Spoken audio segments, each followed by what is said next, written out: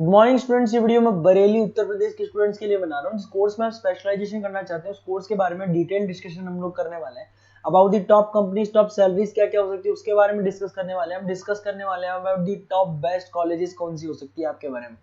तो हम डिस्कस करने वाले हैं अबाउट दी मोर एजुकेशन। हमारे क्लासेस चलती है मोर एजुकेशन के नाम से, उसके बारे में भी हम लोग डिस्कस करने वाले हैं। तो चैनल को सब्सक्राइब कीजिए, वीडियो को लाइक कीजिए। बाकी की इन्फॉर्मेशन हमारे सर आपको देंगे। Thank you. ये वीडियो मैं बीटेक के स्टूडेंट्स के लिए बना रहा हूँ। बच्चों ने भी 12th क्लियर किया है, अब वो लोग बीटेक का प्लान कर रहे हैं। बीटेक में सबसे डिमांडिंग स्पेशलाइजेशन है जिसको अपन कंप्यूटर साइंस बोलते हैं।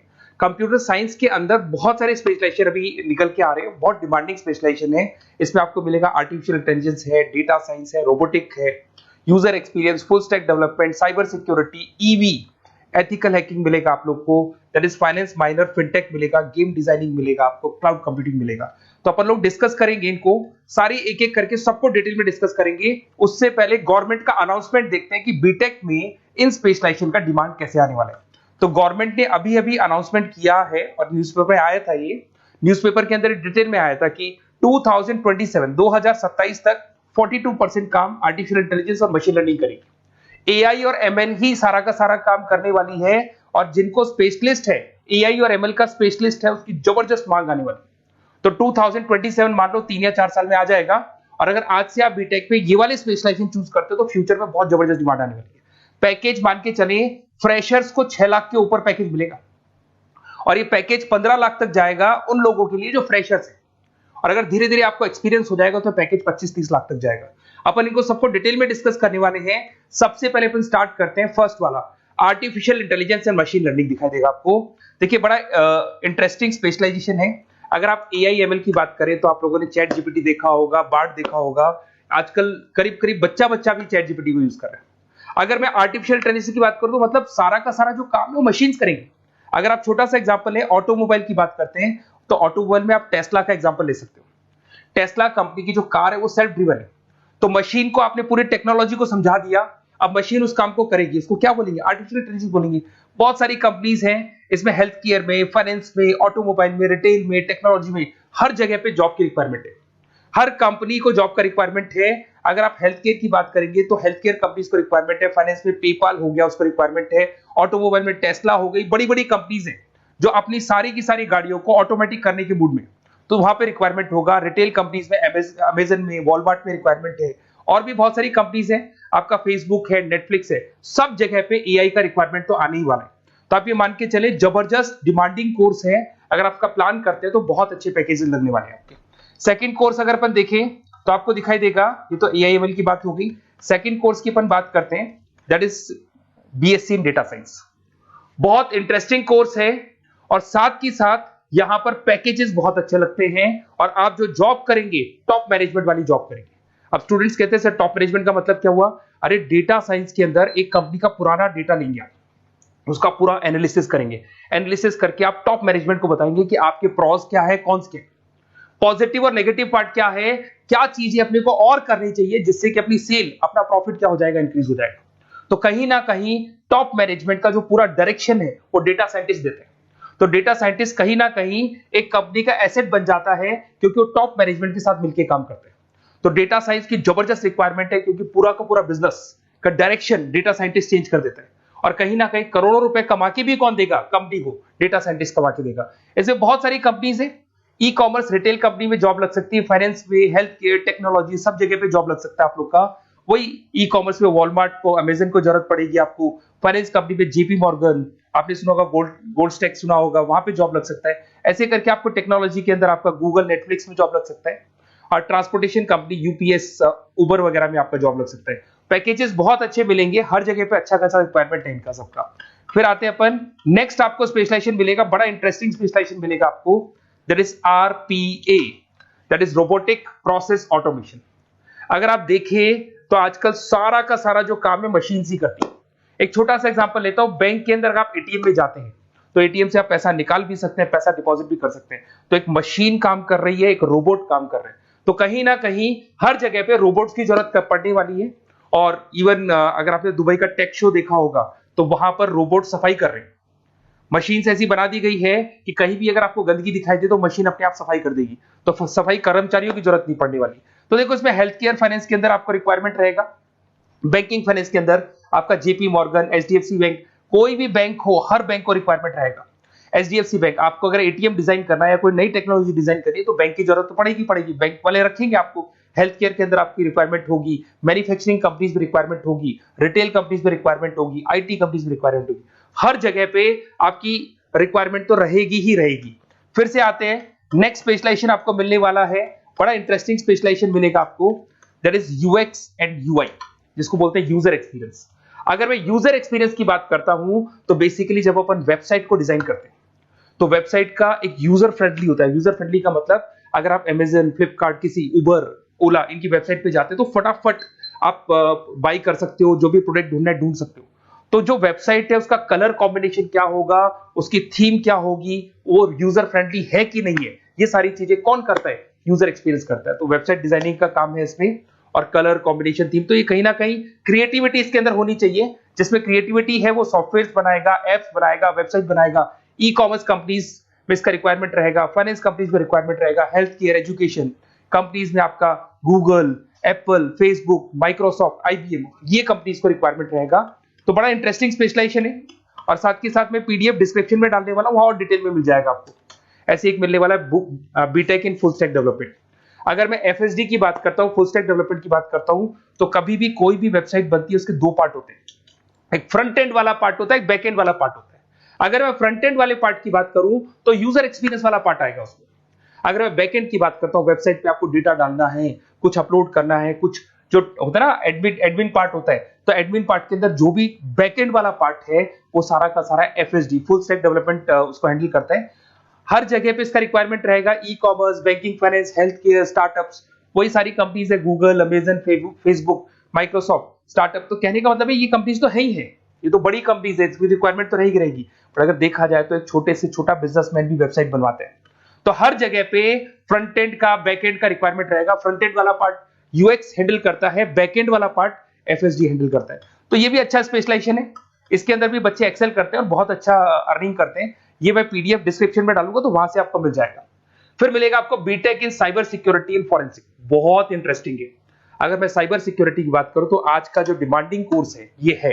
क्यों? उसका रीजन है, अगर आप देखें तो जैसे जैसे आपका डेटा ऑनलाइन जाता जा रहा है, आपके सारे ट्रांजेक्शन्स ऑनलाइन हो रहे हैं, बैंक के सारे ट्रांजेक्शन्स ऑनलाइन कर रहे हो, इवन आपका फेसबुक, इंस्टा पे आप डेटा डालते हो, मतलब फोटोज वगैरह डालते हो।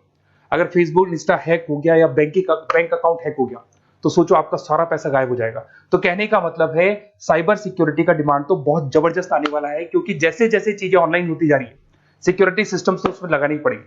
उसके अलावा फॉरेंसिक है, बड़ा इंटरेस्टिंग है। फॉरेंसिक आपने सुना होगा, गवर्नमेंट जॉब्स लग सकती है, सीबीआई में जॉब लग सकती है फॉरेंसिक के अंदर। आपने देखा होगा कि वो लोग डीएनए टेस्ट कर रहे हैं, फॉरेंसिक के अंदर आता है सारी चीजें।